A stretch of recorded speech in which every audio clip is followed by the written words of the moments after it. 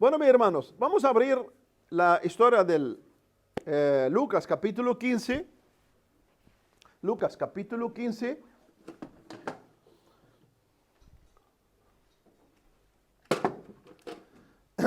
No se preocupen.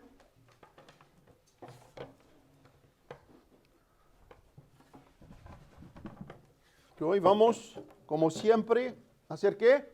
Estudiar la Biblia. Que para eso, hermanos, vinimos. Estudiar la Biblia. Entonces vamos a leer Lucas capítulo 15. A partir del versículo 11. ¿Cómo se llama esa parábola? Muy bien, muy bien. También dijo, un hombre tenía 2 hijos. Y el menor de ellos dijo a su padre, Padre, dame la parte de los bienes que me corresponde. Él le repartió los bienes, pero no muchos días después, juntándolo todo, el hijo menor se fue lejos a una provincia apartada y allí desperdició sus bienes, viviendo perdidamente. Y cuando todo lo hubo malgastado, vino una gran hambre en aquella provincia y comenzó a faltarle. Y fue y se arrimó a uno de los ciudadanos de aquella tierra, el cual le envió a su hacienda para que apacentase cerdos. Y deseaba llenar su vientre de las algarrobas que comían los cerdos, pero nadie les daba.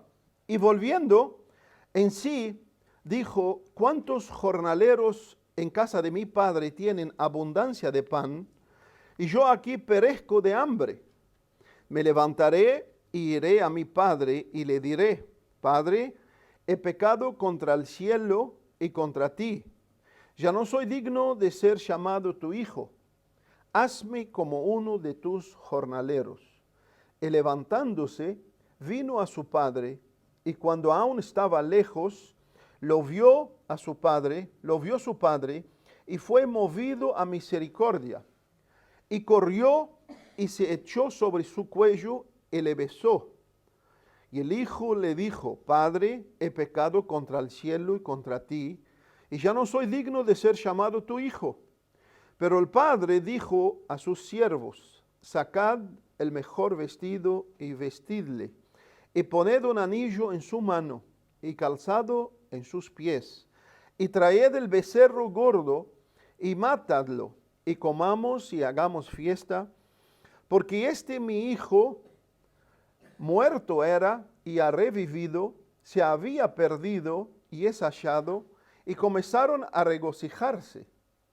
Y su hijo mayor estaba en el campo, y cuando vino y llegó cerca de la casa, oyó la música y las danzas, y llamando a uno de los criados le preguntó qué era aquello. Y él dijo, tu hermano ha venido y tu padre ha hecho matar el becerro gordo, por haberle recibido bueno y sano. Entonces se enojó y no quería entrar. Salió por tanto su padre y le rogaba que entrase. Mas él, respondiendo, dijo al padre, he aquí tantos años te sirvo, no habiéndote desobedecido jamás, y nunca me has dado ni un cabrito para gozarme con mis amigos. Pero cuando vino tu hijo, que ha consumido tus bienes, con rameras, ha hecho matar para él el becerro gordo. Y él entonces le dijo, hijo, tú siempre estás conmigo, y todas tus cosas son tuyas, todas mis cosas son tuyas. Mas era necesario hacer fiesta y regocijarnos, porque tu hermano era muerto y ha revivido, se ha perdido y es hallado. Amén. Bueno, quiere decir con la Biblia abierta, porque como cristianos venimos a estudiar la Biblia y venimos a aprender cómo interpretar la Biblia, ¿no? Porque la Biblia no es de interpretación privada. Es decir, yo no vengo acá a decir, hermano, me parece, creo, me parece. No, esto no. Y esto, si ustedes quieren crecer, tienen que decir, mira, hermano, vaya a hacer otra cosa que ese lugar no es para ti. Ujú. Así tenía que ser la realidad en las iglesias. Entonces, hermano, la parábola del hijo pródigo, como dijo el hermano cuando pregunté qué parábola es, como muchos han aprendido y nos hemos enseñado, que ese hijo pródigo quiere decir derrochador, disipador y despilfarrador. Eso es lo que quiere decir pródigo. Ahora, esa parábola, hermano, no se trata de esto. No se asombres. Y esa parábola no se trata del hijo que disipó los bienes de su padre. Los editores en tu Biblia, tú vas a encontrar el texto bíblico y arriba del texto bíblico vas a encontrar títulos. La Biblia es inspirada por Dios. Los títulos, no. Los títulos, los editores que hacen la Biblia, la ponen. Por eso que tú agarras una Biblia Scofield, va a encontrar títulos diferentes, pero generalmente van ahí en el mismo. Pero el título de esta parábola no es el hijo pródigo. Y no me juzgues temprano. Por eso tenemos que comprender, hermano, que lo que es palabra de Dios inspirada y lo que es títulos. Por ejemplo, nosotros leemos la Biblia con capítulos y versículos. Usted sabe que los capítulos fueron puestos en el siglo XVI por un sacerdote. Los hizo en el siglo XVI. 300 años después apareció otro sacerdote y la dividió en versículos. ¿Para qué? Para facilitar la forma de leer y de comprender. Que si yo quiero decirte, mira, vaya a Isaías y leer, supongamos, sobre Jesús, y Él fue muerto por nuestros dolores. ¿Cómo te digo si no hay capítulo y versículo? Entonces tenemos que hacer como el Antiguo Testamento, rollos. Bueno, acá está el rollo de capítulo 53. Y ahí teníamos que tener un montón de rollos. Pero gracias a Dios que no queremos rollos. ¿Alguno quiere rollo? No, no queremos rollo. Hoy tenemos la Biblia, por la gracia de Dios, está dividida en capítulos, está dividida en versículos y podemos ir con mucha más facilidad a encontrar. Los títulos no son inspiración divina. Por eso, hermanos, y esa parábola no se trata del hijo pródigo. Y vuelvo a decir, no me juzgue temprano. Entonces, para comprender de qué se trata esa parábola, y es el método único y correcto para interpretar la Biblia, tenemos que ver el contexto en que se trata esa parábola. Y el contexto habla del pasaje cercano y lejano, mirar los tiempos presente y futuro, pasado, para poder tratar de qué se trata esta parábola. Entonces, para entender el significado de la parábola que Jesús contó, tenemos que mirar ¿qué? El contexto. Entonces, si yo te digo, mira, hoy agarré mi gato y fui al garage. ¿Qué entendés? ¿Qué entendés? ¿De qué gato estoy hablando? Mira, relájense que somos en familia. No, tengo un siamés ahí. ¿Pero por qué juzgaste así? Porque tú no entendiste el resto de lo que yo quería decir. Si tú hubieras leído todo el contexto, iba a decir, tengo un gato siamés, de mañana lo traigo al garage para tomar sol y para hacer sus necesidades. Entonces ahí imposible que tú ibas a decirme que el gato del auto. Ese es el contexto. Y hermanos, los mayores errores, las mayores herejías que tenemos en un mundo amplio de cristianismo, no generalizando, es porque se picotea la Biblia. Es decir, agarro algo que me gusta y bueno, le doy una interpretación como quiero y olvido de todo el contexto. ¿Me entienden? A mí me encanta cuando estamos por comer porque ¿sabe qué? Me siento en libertad, entonces no tengo problema, que nadie va a ir a cocinar en su casa, entonces puedo explicar la palabra de Dios bien como es. Entonces, es necesario y es imperativo que estudiamos la Biblia y la entendamos en su contexto. Entonces, para entender la parábola del hijo pródigo, primero que tenemos que hacer, tenemos que volver en el contexto. Ahora, miramos la parábola, por eso dije que cada uno veía su Biblia. ¿Qué dice? ¿Cómo comienza la parábola? ¿Cómo? También dijo. Es decir, también dijo. A ver, vamos a empezar acá. También dijo. ¿Qué dijo? La parábola del hijo pródigo. Entonces, ese también, ¿qué significa?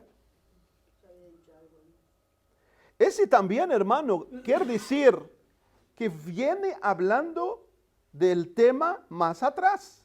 Entonces, acá tenemos la parábola del hijo pródigo.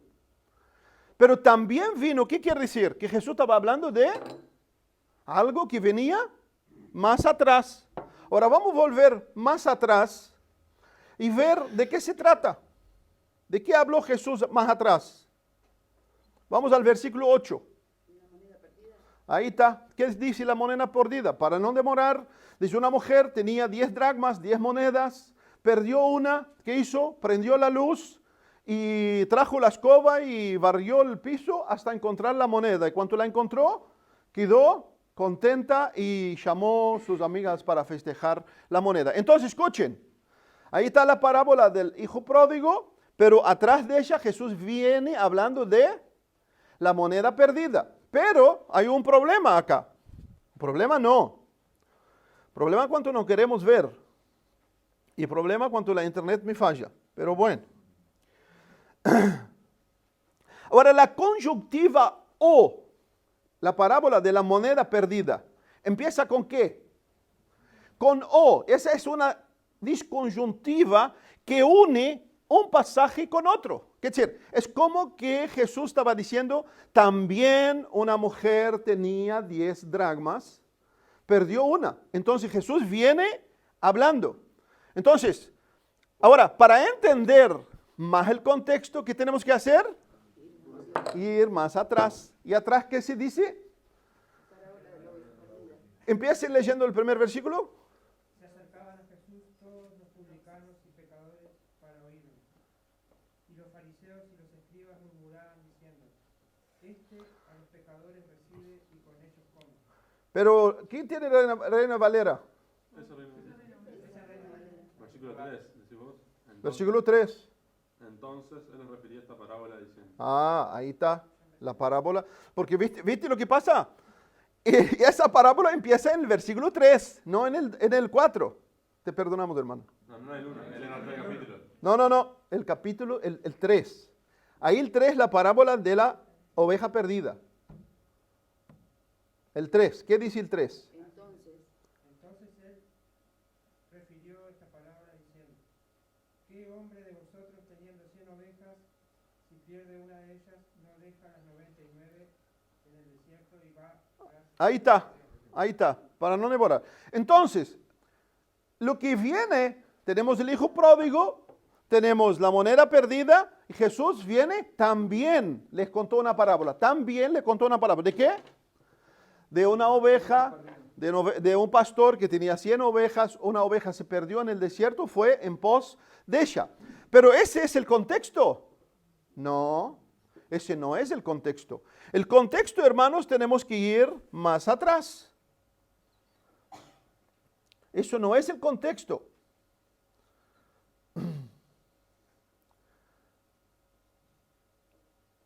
Para entender el contexto, hermano, tenemos que volver al versículo 1 y 2 de ese capítulo. Ahora, ¿qué dice el versículo 1 y 2? Se acercaban a Jesús todos los publicanos y pecadores para oírle. Y los fariseos y los escribas murmuraban diciendo, a los pecadores recibe y con ellos come. Ahí está. Entonces, la historia del hijo pródigo, si yo agarro la historia del hijo pródigo, comienzo a darle interpretación como me da la gana, no estoy haciendo la interpretación correcta. La Biblia tiene una norma de interpretación. Para entender eso, yo tengo que volver atrás, ver la moneda. Y para entender la moneda, tengo que venir a la oveja. Pero para entender el contexto, tengo que volver al versículo 1 y 2. Que Jesús se juntó con los publicanos y pecadores, que se juntó con el peor tipo, lo que los judíos consideraban. Acordamos, Jesús nació entre los judíos, era judío, y para el judío los publicanos eran los judíos que cobraban impuesto para los romanos, que para el judío eran los peores, los llamaban perro. Y los pecadores, por supuesto, sabemos que para el judío era muy cerrado y no había forma de unirse con lo que ellos consideraban pecador. Entonces, cuando los fariseos, los líderes religiosos y los escribas, los que daban interpretación a las escrituras, vieron que Jesús estaba mezclándose con los pecadores y con los publicanos y entraba a su casa a comer y a beber, ¿qué hicieron? Se escandalizaban. Entonces, ahí Jesús, ¿qué hizo? Cuenta la historia del hijo pródigo. Entonces, hermanos, ¿cuál es el sentido que Jesús contó la parábola de la oveja perdida, la moneda perdida y del hijo pródigo? ¿Cuál es el sentido? Aunque como dije que los títulos están totalmente incorrectos, pues no se trata de la oveja perdida, ni de la moneda perdida, ni del hijo pródigo. Más adelante, hermanos, vemos de quién se trata la esencia de este capítulo. Vamos a entender hoy de la esencia de qué se trata ese capítulo. Todas esas parábolas fueron una respuesta de Jesús a los fariseos escribas. Todas esas respuestas fueron para los fariseos y escribas. En otras palabras, los religiosos. Cerrados, los que creían que eran más santos que otros. Los que creían que eran representantes de Dios. Los que creían que son las puertas del cielo. Tristemente, hoy tenemos muchos lugares que llevan nombre de Cristo y creen de la misma forma. Y hermano, Dios no tiene representantes, en absoluto. Esos hombres fariseos y publicanos eran los que se consideraban así, que eran los hijos del reino de Dios. Y consideraban a los publicanos y otra gente como pecadores. Ahora, esta gente, hermanos, se escandalizaba, como vemos en el versículo 1 y 2, que dice, al ver Jesús juntando con pecadores y publicanos, y no solo se juntaba, sino comía, ellos se escandalizaban y era para ellos locura. Ellos no tenían problema en Jesús sanar enfermos, en Jesús multiplicar el pan, en Jesús limpiar leprosos, no tenían problema. Lo que no les cerraba es que Jesús recibía publicanos y pecadores. Ese era el gran problema. No le entraba en la cabeza que Jesús, justo en el jefe de los publicanos, aquello, entró, y no solo entró, sino dijo, este es el hijo de Abraham. Para los fariseos, y esto era locura. Es como que yo traigo Bin Laden, no puedo traerlo más porque... y le digo, mira hermano Bin Laden, bienvenido, y lo abrazo acá de mañana, acá. Y ya imagino cómo los hermanos me ven. Es algo así. Por esta realidad, hermano, Jesús contó esas 3 parábolas. Y por eso yo discordo con los editores cuando pusieron los títulos y se enfocaron solamente en las parábolas, no en la esencia del causante y del que es la causa. Vas a entender. Del causante y del que es la causa. El enfoque de Jesús era totalmente otro.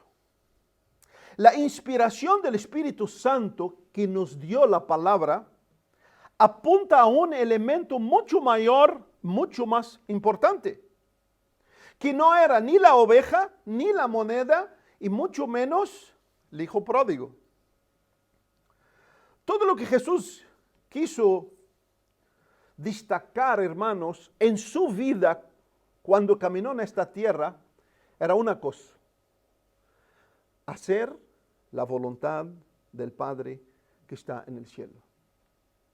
Todo lo que Jesús hizo conforme a la voluntad del Padre.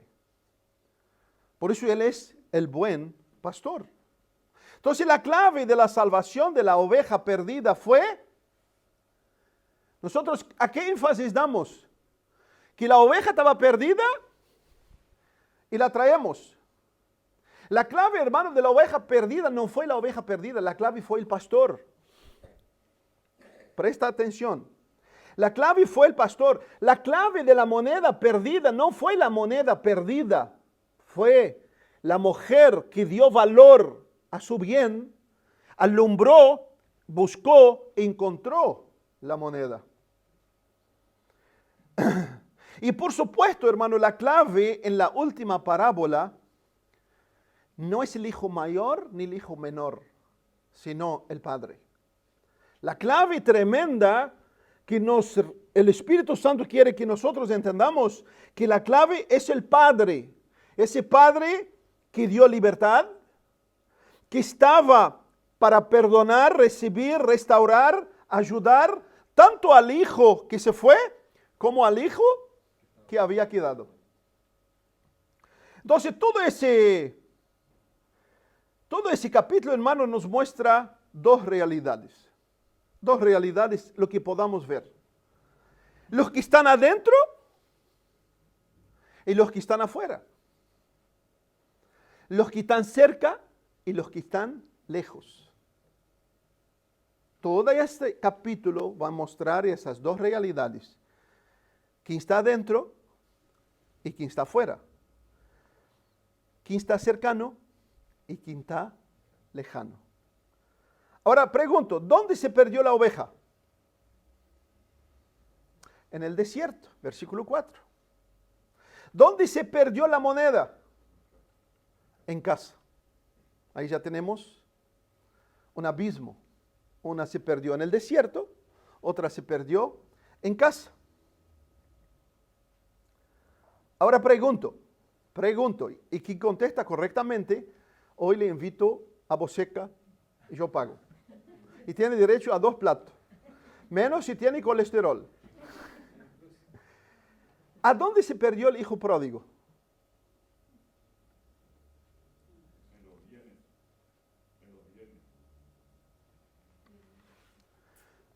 La pregunta, ¿por qué consideraste que el hijo que fue es el pródigo? Por eso empecé diciendo que no me juzguen antes. ¿Por qué juzgaste que el hijo que se fue es el pródigo?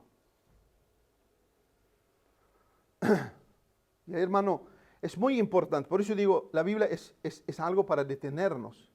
Y no se preocupe, yo sé que el hermano no queda con ahora traumas, porque también es un hermano que viene años, aprende y enseña, y nos enseña, y nosotros también aprendamos.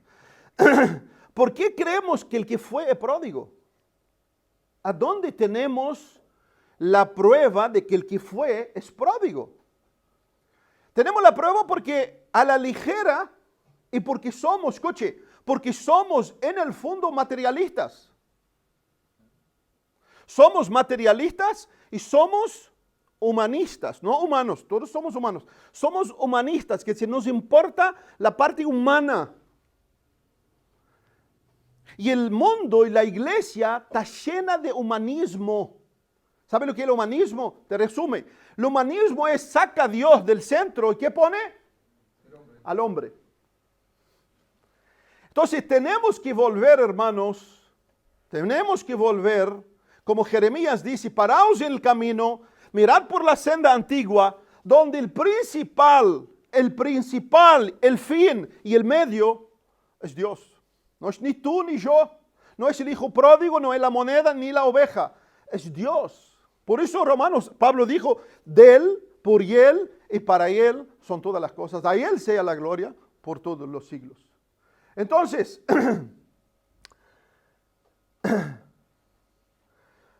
¿por qué creemos que Él fue pródigo? ¿Por hacer lo incorrecto? ¿Creemos por hacer lo correcto? Incorrecto, escuche. Dios es menos ofendido. Dios es menos ofendido por la sinceridad de un pecador arrepentido que por la hipocresía de un santo que se dice cristiano. ¿Ah? Grábala. Dios es menos ofendido por la sinceridad de un pecador que se arrepiente que por la hipocresía de un santo que vive una fachada en nombre de Dios. Ahora, si pensamos porque disipó la herencia que el padre le dio, el hijo que quedó en casa, hermanos, disipó más que el hijo que se fue con los bienes. Pues el hijo mayor, por la ley judía, recibía el doble. ¿Sabían? El primogénito, por la ley judía, el primogénito recibía herencia el doble. Y después, si tuvieran 5 hijos, se dividen entre los 5. ¿Qué decir? Si el padre tiene 4 casas, 2 casas para el hijo mayor y los 2 casas para los 5 que quedaron, o los 4 que quedaron. Así era la ley, está en la ley. Ahora, algo que muchos no se dan cuenta cuando leen esa historia, de que el padre repartió la herencia para los 2. El padre no repartió solo la herencia para el hijo que se fue. Y bueno, ahí sí, ahí unos agarraron la Biblia para leer. Vamos a leer capítulo 15, versículo 12, y ve qué dice la Biblia.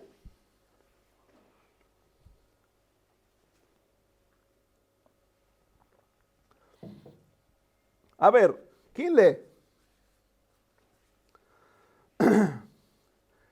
Y el menor de ellos dijo a su padre: Padre, dame la parte de los bienes que me corresponde. Y el padre le dio a él la parte que le toca. ¿Así dice tu Biblia?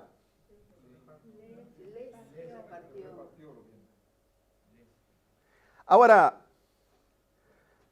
les repartió. Acá vemos, hermano, que el hijo mayor les repartió. ¿A quién les repartió? ¿Es plural o singular? Es plural. Entonces el padre no le dio solo al hijo menor. El padre repartió la herencia para los 2. Entonces, hermano, acá vemos que el hijo mayor disipó más que el hijo menor, pues no valorizó primero lo que recibió. No valorizó lo que recibió, sino que no conocía el bien mayor que tenía: la presencia del Padre y estar junto con el Padre en la casa. Por eso, como materialista que somos, y no está malo ser materialista, porque ser materialista en un mundo que necesita lo material no está malo. Está malo sí que lo material ocupa el lugar de Dios en nuestras vidas.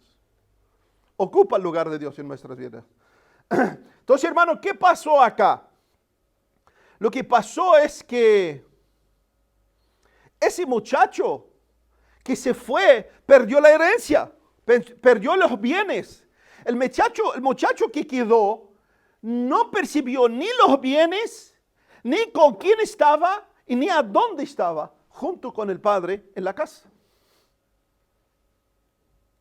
Entonces, hermanos, si yo fuera a cambiar los títulos de esa parábola, y por supuesto no voy a cambiarlos, pero los tengo bien grabados dentro de mí, pondría así: a la oveja perdida pondría el buen pastor. El buen pastor.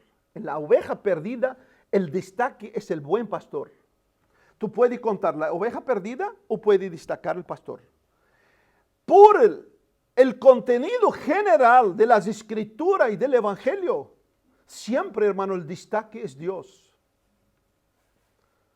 En la moneda perdida yo pondría mujer valiosa que busca sus bienes. Porque es de esta mujer que tenemos que aprender y de este pastor que tenemos que aprender. Ahora, a la parábola del hijo pródigo, ¿sabe qué pondría? El amor del padre por sus dos hijos pródigos. Porque esta es la realidad que salta de la parábola. No existe otra realidad. No existe. Si dijimos que el hijo pródigo porque llevó la herencia, nosotros quebramos y no respetamos el contexto general de la parábola y de la historia. Uno se fue para afuera y otro se quedó adentro. Uno fue pródigo afuera, pero otro quedó pródigo adentro. ¿Por qué? Porque no valorizaba lo que tenía. Ahora, la clave, hermano, de esa historia es el amor de ese padre. Es el amor de este padre que deja ir,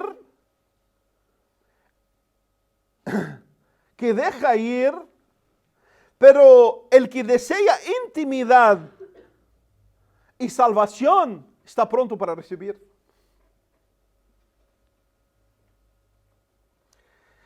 El que restaura, ese padre que restaura, que lava, que cambia las vestiduras, que pone nuevos calzados, y todo esto representa la vida nueva que uno puede tener en Cristo Jesús. Por eso, evaluámonos primero, abro una brecha. Si conociste a Jesús y ya viene años, es el mismo, evalúa a qué Jesús tú recibiste. Si Jesús no ha transformado tu vida, discúlpame, es el Jesús entonces lo que tú estás formando, que tú tenés llevado dentro de ti. No es el Jesús de la Biblia. Jesús no toca en un hombre y lo deja igual. El Espíritu Santo que convence al hombre, que da la salvación, que da vida interior al ser humano, nunca da vida a un ser humano y lo deja igual, sino si lo transforma. Y esa descripción del Hijo que volvió, toda esa descripción tiene significado que no es para hoy hablarlos de la transformación que debe haber en la vida de aquellos que vienen a la casa del Padre, se arrepienten, reconocen, se rinden y entran con Él a la casa. Es la historia del Padre, hermanos, que mira también al Hijo mayor. Es la historia del Padre que mira al Hijo mayor que está dentro, pero dentro perdido.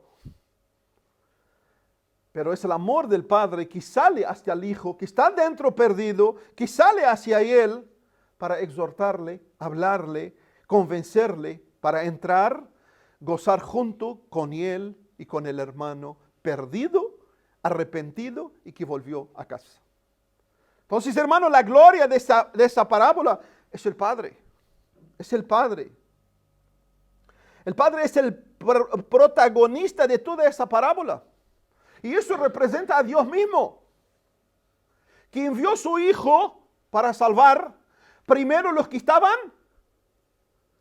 adentro, a su pueblo, a los judíos. A los judíos. Jesús el Padre mandó a su Hijo adentro, a su pueblo, los judíos. ¿Para qué? Para primero salvarlos. A los suyos vino, Juan dijo, a los suyos vino y los suyos no los recibieron. Pero a todos los que lo recibieron, le dieron potestad de ser llamados hijos de Dios. Entonces, Dios es el protagonista que mandó a su Hijo primero a salvar los que están adentro. Pero también Pablo nos dice que Dios también mandó a su Hijo para salvar los que están afuera. No voy a llenarlos de versículos, voy a citar solo un versículo, Efesios 2:17. Y vino y anunció las buenas nuevas de paz. Y esa paz no es siento paz, no. La paz es la reconciliación con Dios. La paz acá es la reconciliación. ¿Por qué? Porque la justicia de Dios estaba contra todos los pecadores. Pero Dios en su amor mandó a su Hijo. Entonces todos aquellos que vinieron arrepentidos tuvieron paz con Dios por medio de su Hijo Jesucristo. Y Pablo dice en 2:17, y vino y anunció las buenas nuevas de paz a vosotros que estabais lejos. En otras palabras, a vosotros que estabais afuera. ¿Por qué? Porque el judío tenía dos clases de personas, judío y gentiles. Y el judío se consideraba a sí mismo, él es el pueblo de Dios, y él es lo que son parte del reino de Dios. Y todos los otros eran inmundos. Por eso la parábola empieza con los fariseos y los escribas. Y eso, hermano, Pablo a Timoteo lo concluye de una forma completa, tanto los que están adentro como los que están afuera, diciendo, palabra fiel y digna de toda aceptación, que Cristo Jesús vino a salvar a todos los pecadores, de los cuales ustedes son los primeros. Así dice Pablo, ¿no? No, yo soy el primero. Cristo vino a salvar a todos los pecadores, de los cuales yo soy primero. Entonces, hermanos, una cosa que llama la atención es que las primeras dos parábolas, presten atención, las primeras dos parábolas tienen un fin. Las primeras dos palabras tienen comienzo y tienen fin. Pero la parábola del hijo pródigo no tiene fin. Mira ahí. Mira ahí en tu Biblia. Ve cómo termina la historia. No tiene fin. No termina. Se ve que el hijo que estaba perdido, de lo que vemos, el hijo que estaba perdido, transformado, honrado y sentado ¿a dónde? Adentro. ¿Sentado a dónde? Adentro de la casa del Padre. Ahora, pero también se ve el hijo que estaba en la casa del Padre. ¿A dónde estaba ahora? Afuera. Estaba afuera. Entonces, hermano, Jesús, hablando del hijo mayor, le hace ver a los escribas y fariseos que ellos, que se consideraban obedientes, que conocían la verdad, eran en la verdad perdidos más del hijo menor que se fue, se disipó todos. Esa es la esencia de la palabra de Jesús, que mostraba a los fariseos y a los escribas que ellos que se consideraban adentro seguros, hijos del reino, esos son menos indignos que los pecadores, las prostitutas, el publicano, son menos dignos. Y esto, hermano, ¿cómo lo confirma? Bueno, la Biblia lo dice. Esa es la realidad que vemos en todo el Evangelio. Entonces vemos, hermano, en Mateo 23, no busque, después léelo. En Mateo 23, 10 veces Jesús pronuncia ay de vosotros, escribas y fariseos. 10 veces Jesús dice, ¿sabe lo que significa ay? Nadie sabe, nadie tuvo dolor. A la pucha, solo yo que tengo dolor de espalda. Nadie. Ay, hermano, es sinónimo de dolor. Pero de dolor, de sufrimiento. ¿Por qué? Porque anuncia un juicio. Dice, ay de vosotros, escribas y fariseos. 10 veces en Mateo 23. Jesús, viendo la fe del centurión, eso después mirarlo en Mateo capítulo 8, el centurión que era romano, que se inclinó, que le dijo Jesús, no soy digno que tú entres a mi hogar. Jesús dijo, y os digo que vendrán muchos del oriente, del occidente, y se sentarán con la mesa de Abraham, Isaac y Jacob en el reino de los cielos. ¿Y eso qué representa, hermanos? ¿A quién representa acá? Al hijo menor que volvió. Al hijo menor, aquí Jesús estaba refiriendo a los que los judíos consideraban escoria. Y el versículo 12 dice así, mas los hijos del reino, acá está hablando de quién, de los fariseos y publicanos, mas los hijos del reino serán echados a las tinieblas de afuera, allí habrá lloro y crujir de dientes. Y eso, hermano, es una realidad. Y estos representaban a quién? al hijo mayor. Representaban al hijo mayor que estaba perdido adentro, que no valorizaba el bien mayor que tiene adentro. Y ni que hablar con lo que había recibido. Y en Mateo 21:43, Jesús le dijo a los judíos que representan al hijo mayor, escuchen lo que le dijo. Por tanto os digo que el reino de Dios os será quitado de vosotros y será dado a gente que produzca el reino, el fruto del reino. ¿Qué decir? Escuche, en otras palabras, Jesús está diciendo, escuche, ustedes que se consideran herederos de la casa, ustedes van a salir afuera. Y va a entrar aquellos que van a producir el fruto digno de esta casa, que es el reino de los cielos. Entonces, ¿de qué se trata, hermano, toda esa historia? ¿De qué se trata toda esa historia? Se trata, hermano, de dos hijos pródigos. Uno naturalmente fue lejos, se hundió, sufrió, pero escuche, pudo volverse en sí mismo. Pudo volverse en sí mismo, entender su estado, pero ¿sabe qué? Comprender quién era el Padre. ¿Quién era el Padre? Porque en su miseria, ¿en quién pensó? En el Padre. Y sabe, del versículo 17 al versículo 23 se menciona 7 veces la palabra Padre. Cuando él pensó, en la casa de mi Padre hay muchos jornaleros que viven mucho mejor que yo. Me levantaré y iré a mi Padre y diré, Padre. Y le cita Padre 7 veces en ese pasaje que el hijo menor perdido, retratándose en sí mismo.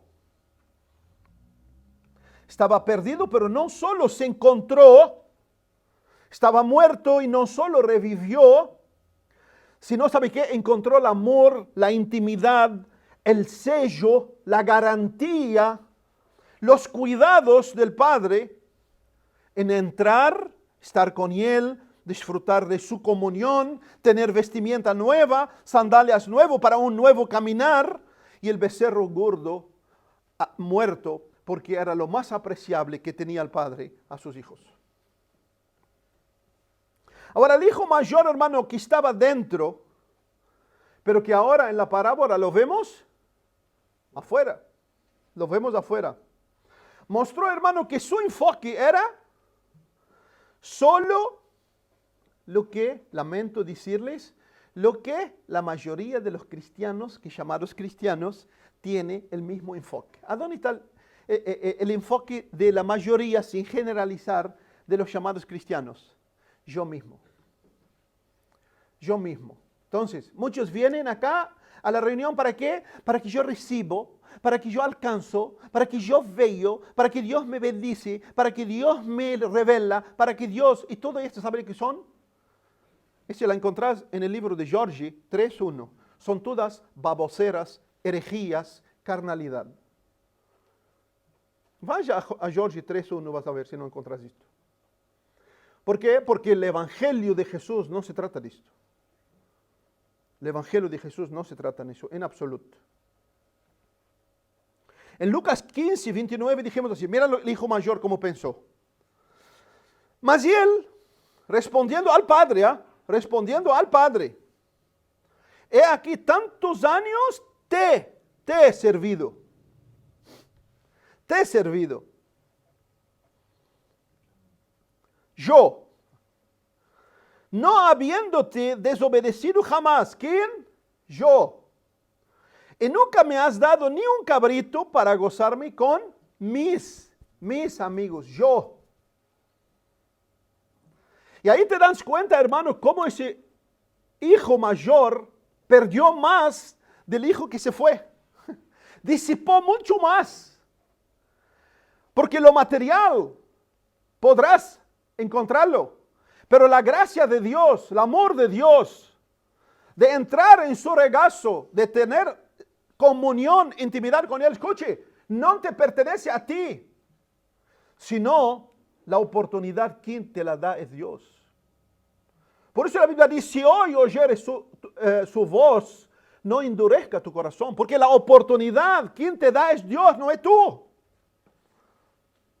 A mí me impresiona a veces que dice, ay, voy a pensar, y digo, miserable hombre, ¿no? No sabe ni qué va a pasar con él de aquí a media hora. Y no voy a pensar. Hoy, hermano, si oyeres la voz de Dios, no endurezca tu corazón. Rinda tu corazón al Señor. Lucas 15:30 dice, pero ¿cuánto vino? ¿Y este? Tu hijo. Esto en español, hermano, parece sencillo. Pero si lo miras en el contexto histórico, usted sabe que esa parábola por años no se podía contar en el Oriente Medio, en el norte de África. Porque hasta el día de hoy esa parábola choca. Hay un libro de Peterson, no me acuerdo el nombre de él, que fue misionero, y una vez contando esa historia, en el Oriente a un tribu de beduinos, levantó un señor, quería pegarle.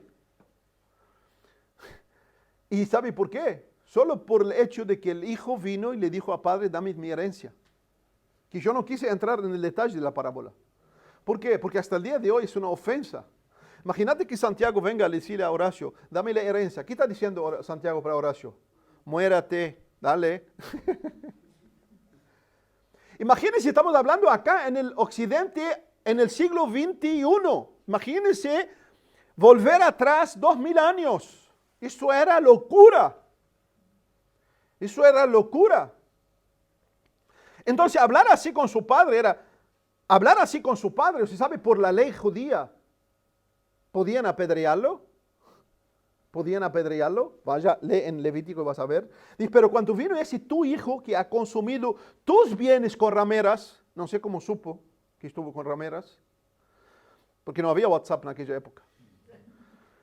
Con rameras has hecho matar el becerro gordo. Y el becerro gordo, hermanos, se mataba solo cuando había algo extraordinario. Entonces el hijo mayor trabajaba, hacía, ofrendaba, aportaba, cumplía reglas, ¿no? Muchos cristianos piensan así, ¿no? Que yo vengo todos los domingos, hermano, todas las reuniones vengo. Y, hermano, yo ofrendo. Y, hermano, yo canto. Y, ruiseñor, yo limpio el templo. Y, ¿tú crees que eso es el Evangelio? Nada de eso es el Evangelio. Es maravilloso que venga, es maravilloso que cante, es maravilloso que sirva, es maravilloso que te involucres. Pero escuche, si Dios no es el primero en tu vida, nada de eso te sirve.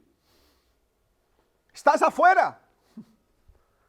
Si Dios no es el que te motiva, si Dios es el que no te impulsa, si Dios no es tu amanecer, si Dios no es tu caminar, si Dios no está en tu trabajo, si Dios no está en tu amistad y compañerismo, todo eso no te sirve. Estás afuera. Estás afuera.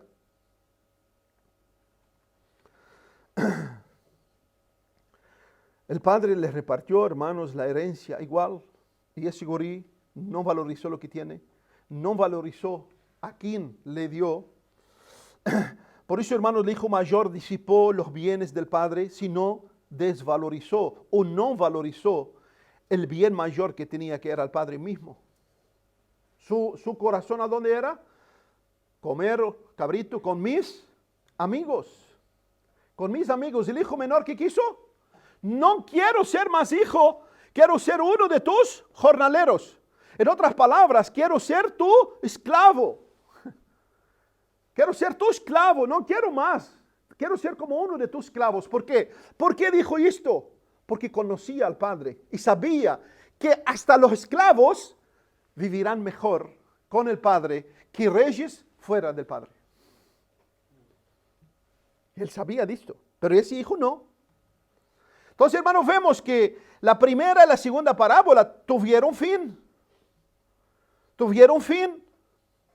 Pero esta parábola no tuvo fin. Se corta. El padre sale, habla con el hijo y no hay fin. No tiene fin. ¿Por qué esta parábola no tiene fin? ¿Por qué? Se le pasó al Espíritu Santo. Dios olvidó de darle fin a esa parábola. No, hermano, escuche, esa parábola no tiene fin, porque esta es una decisión personal tuya de si querer entrar, conocer al Padre y vivir con Él.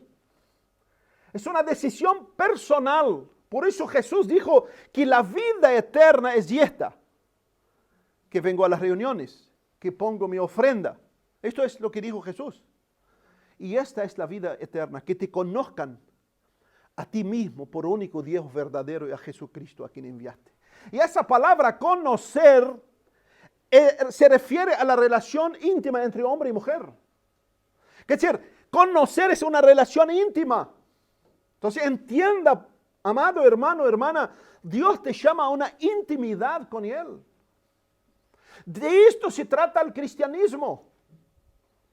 El cristianismo se trata de una persona llamada Jesús, a lo cual vino a transformarme, a lo cual vino a decirte, hijo, dame tu corazón, así como hizo con el hijo mayor. El padre salió y le dijo, hijo, le hizo entrar en razón, le predicó, le dio las buenas nuevas de tu hermano que estaba muerto y resucitó. Pero ¿qué hizo el padre? ¿Lo dejó? Que él tome la decisión. Por eso esa parábola no tiene fin, para que tú, esta mañana, tomes la decisión. Tú tomes esa decisión. Es adentro de la casa del Padre que los ojos se abren. Adentro. Que la luz alumbra como la de las monedas. Y que allí dentro de la casa que se disipan las tinieblas. Asaf en el Salmo 73, después léelo en su casa, dice, casi se resbalaron mis pies. ¿Por qué? Porque Asaf preguntaba, ¿por qué prosperan los impíos? ¿Por qué los sinvergüenza crecen y prosperan y no tienen problema? ¿Por qué los impíos tenían sus esposas, sus bienes? Y yo ahí sufriendo, luchando día tras día. Te aconsejo a vaya a leer Salmo 73. Asaf dijo, casi resbalaron mis pies. ¿Por entrar en qué? En la razón que la serpiente quiso ponerme en la cabeza. No servís a Dios. ¿Por qué tenés necesidad? ¿Por qué te enferma? ¿Por qué te duele la espalda? ¿Por qué perdiste tu esposa? ¿Sabe qué? Asaf, ¿qué dijo? Hasta que entré al santuario del Señor y entendí. Es dentro de la casa que vas a comprender montones de luchas que quizás pasas dentro de ti, adentro. Por eso Jesús te llama a mí, vení a mí. Vení a mí todo lo que está cansado y oprimido, vení a mí y yo te haré descansar. No, yo no te haré llenar tu cuenta del banco, ni cambiar de auto, ni que tú vas a tener una salud perfecta. No. Yo te haré descansar, porque el descanso de Jesús, no importa en qué situación nos encontramos, es suficiente para calmar nuestro corazón y nos trae paz. Es suficiente. Es conocer a Dios, es mirar a Él, que es lo que nos lleva a realmente transformar nuestras vidas. Es con humildad, es con rendición y con una entrega total que podamos realmente disfrutar del gozo del Padre dentro de la casa. Hermanos, la pregunta que hago en esta mañana es, ¿estás adentro o afuera? Y no me lo diga a mí, porque no se trata de mí. ¿Estás adentro o afuera? ¿Está con o sin? Eso tiene que hacer esa pregunta para ti. ¿Yo estoy adentro o afuera? Que si estoy adentro, rendido, sé quién es el Señor, sé quién soy, sé que ni un derecho tengo en una época donde los babosos se levantan, decretan, ordenan y gritan al cielo y realmente locos, con todo el respeto. ¿Qué derecho tenés tú y yo de levantar y decirle al Señor, ordeno? ¿Qué derecho tenemos? Nada. Eso muestra, ¿sabe lo que todas estas baboseras que aparecen últimamente, sabe de qué son? de que no conocen al Padre. ¿Por qué? Porque son modas de fuera. Son modas de fuera, que no tienen nada que ver con el modo de Jesús, como vino, caminó con sus discípulos y con la iglesia que marchó por 300 años y por supuesto hasta el día de hoy, porque ni todo está perdido. Están las ovejas verdaderas de Jesús. Están los verdaderos arrepentidos de Jesús. Están los verdaderos que saben que ni un derecho tienen más que vivir cada día por su gracia. Adorándolo. ¿Por qué? Porque saben que el día vendrá donde gozaremos eternamente lo que ese hijo gozó en la parábola anteriormente. Entonces no cambies 5 centímetros de la eternidad de tu vivir hoy por toda la eternidad que vas a vivir con Dios. No cambies. No cambies. Lo que vivimos y esa miserable vida de 100 años. ¿Quién tiene 100 años? Ninguno. ¿Quién quiere llegar a 100 años? Yo no, te regalo. Esos 100 años comparados con la eternidad no son nada. Vuelan. Pregúntale a quien tiene 50 años. Yo tengo, pero no lo siento. Pregúntale a quien tiene 60 años. Pregúntale cómo pasaron los días. Van a decir que volaron. Y joven, jovencita, joven, los años van a pasar rápido. Van a pasar rápido. Ojalá que todos podamos, no importa qué edad tenemos, ojalá que hoy podamos entender que cada día es tan importante. ¿Para qué? Para vivir para el Señor y marcar mi eternidad con Él. Porque de esto se trata la vida. Si no, vaya al libro de Eclesiastés, pregúntale a Salomón, que provee las mujeres, provee la riqueza, provee las fiestas, provee el viaje, provee, y todo era vanidad y aflicción del espíritu. Y termina su libro en el capítulo 12. Acuérdate de tu Creador en los días de tu juventud. Porque termina el libro porque Dios traerá a juicio. Dios traerá a juicio todo lo que tú y yo hacemos y cómo vivimos. Entonces, hermanos, ¿estamos adentro o afuera? ¿Eres el hijo que estaba en la miseria y arrepentido viniste y te rendiste como esclavo delante del Padre Celestial? ¿Eres esto? No me contestes a mí. ¿O crees que tienes derecho? Ordena, grita, ata, desata. Pero la verdad es que no conoces a Dios. No conoces a Dios. ¿Estás adentro o afuera? Es decir, ¿crees que trabaja, hace cosas, ofrenda, venir a las reuniones, te hace apto del reino de Dios? ¿En qué libro trucho leíste? ¿En qué libro leíste? No por obras para que nadie se gloríe. Y esto, hermano, el ser humano siempre quiere encontrar ¿qué? Yo merezco. Nosotros que somos padres vemos esto, ¿no? Demos nuestras vidas por nuestros hijos y viene, te saca el polvo de la mesa. Papá quiere una foto, quiere un premio. Y bueno, como hijo dice, qué lindo hijo. Está el baño también para limpiar. Y bueno, ahí la cara cambia. La cara cambia. Entonces, amados hermanos, estamos adentro o afuera. El reino de Dios no es por trabajo. El reino de Dios no es obras. ¿Por qué? Porque si es por obras, ¿por qué Jesús vino a morir? Si es por obras, ¿por qué Jesús vino a morir? Decímelo. Ahora escuche. Si realmente Jesús ocupó su lugar en tu vida, imposible es que tú no vas a reflejar la realidad de esta en obras. Vamos a hablar la verdad como es. Porque hoy yo escucho muchos que dicen, solo cree en Jesús. Y yo digo, ¿cree en Jesús? Yo creo en Jesús. ¿Y qué Jesús? Hermano Pablo y Rosarito, están allá con la olla. Tienen un hijo llamado Jesús. Muchos creen así con su hijo Jesús. Si tú crees realmente con el Jesús que murió en la cruz, la vida de Él, cuando une a tu vida por el Espíritu Santo, tu vida nunca puede ser más igual. Nunca puede ser igual. Por supuesto, es un caminar. Pero ¿sabe qué?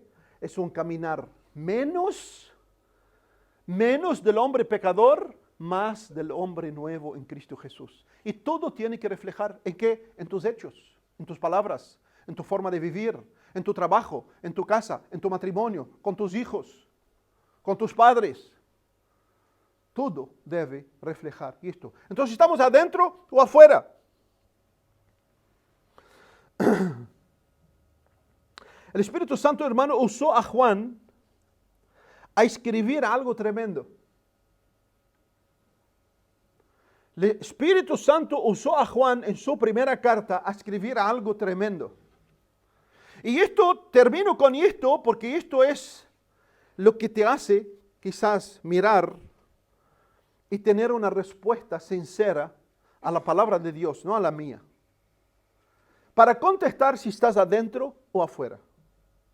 Dice Juan en su primera epístola, capítulo 2, versículo 3, dice así: y en esto sabemos que nosotros le conocemos, porque no pierdo una reunión. Porque doy toda la plata que tengo. No, hermano, no, Dios no precisa tu plata. Por eso acá no hablamos de plata. Dios precisa corazón rendidos a Él. Y en esto sabemos que nosotros le conocemos si guardamos sus mandamientos. El que dice yo lo conozco,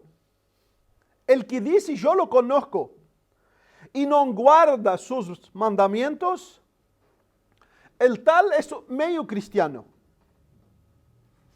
El tal es mentiroso. Y la verdad no está. ¿Y quién es la verdad? ¿Quién dijo yo soy la verdad? Jesús.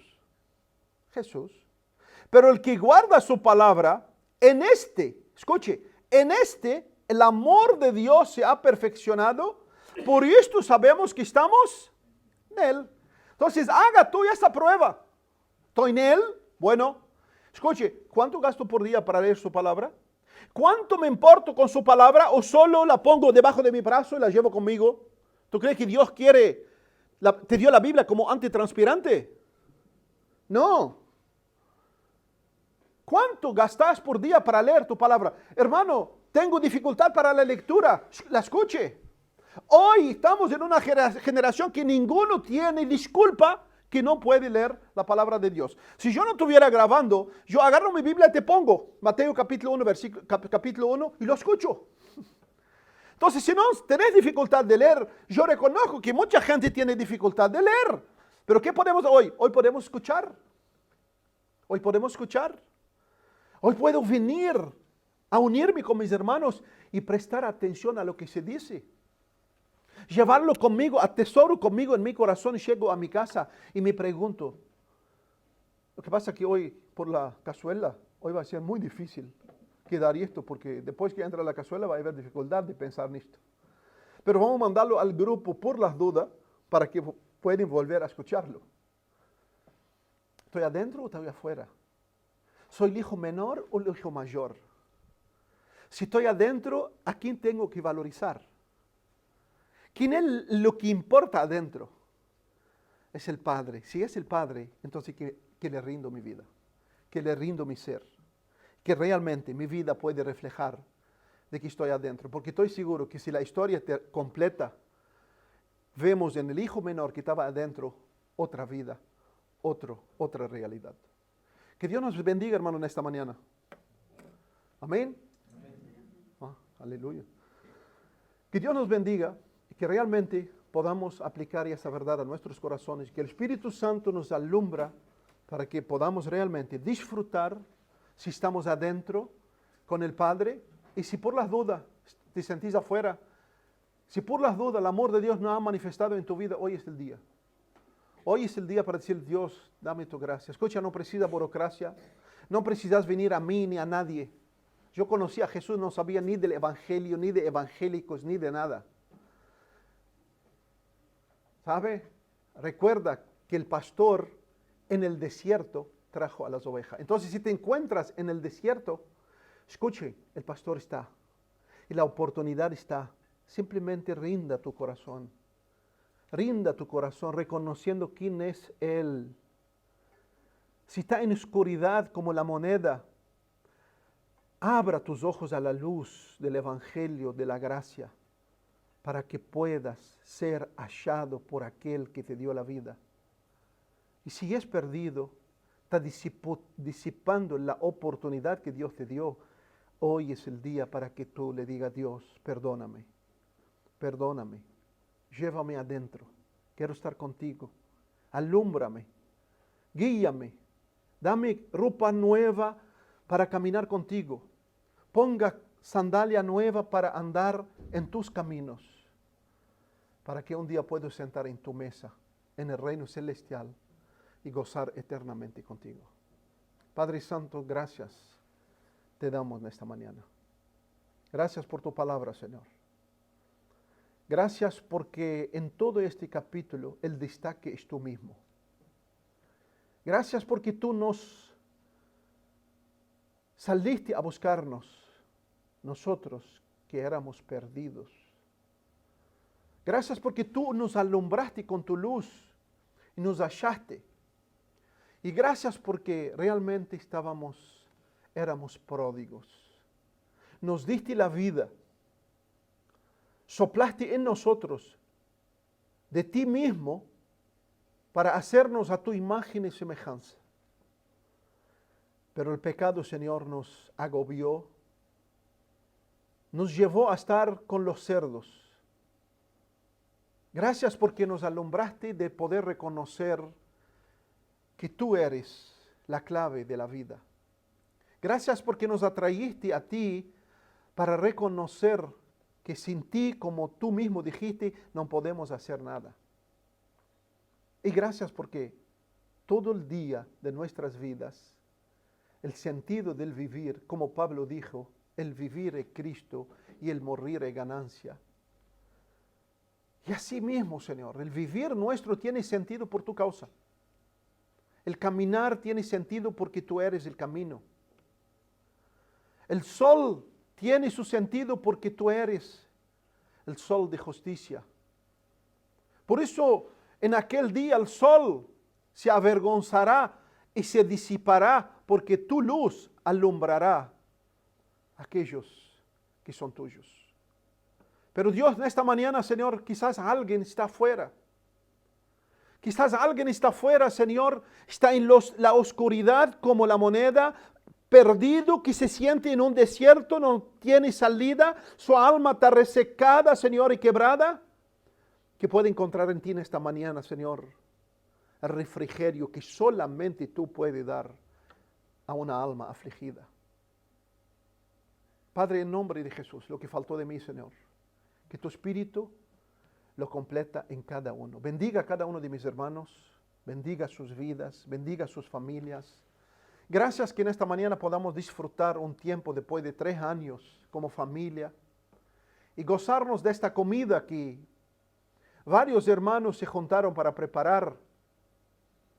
Pero el gozo es que podamos estar juntos a tu nombre. Y esto mismo lo que Pablo dijo, si comemos o si bebemos o si hacemos cualquier cosa, sea para tu gloria. Por eso queremos pasar ese día para tu gloria, Señor. Para tu gloria.